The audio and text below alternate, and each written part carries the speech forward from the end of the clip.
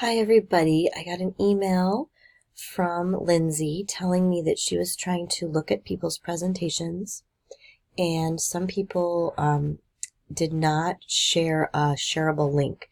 I think a lot of you are going up to the browser right here and you're copying this browser address, and this browser address is not shareable because that would let people into your account.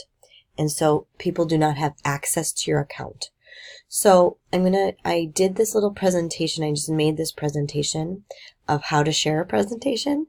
And I'm going to create a shareable link out of from my 365 account to show you how to do it. And then all of the steps are in this PowerPoint.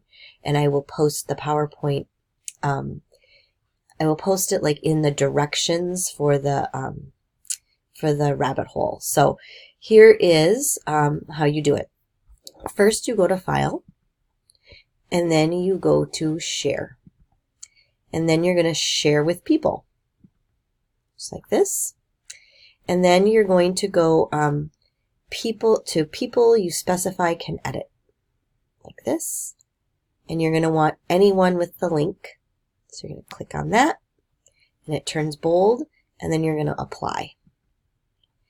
And then you're going to click on Copy Link, and then you're going to press Copy like this. And then once you get that green check mark, you're good to go. And then you can go back over to the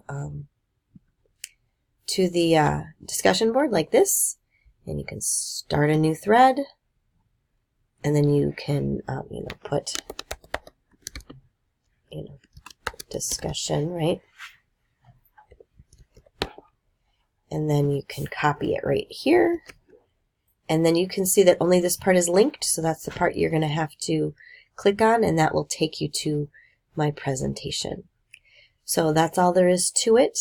There's also another way. You can also download your presentation to a PDF and then upload that PDF to your discussion board as well. So there are a couple ways of doing it, but I just thought I would let you know of this way so we can actually view your presentations.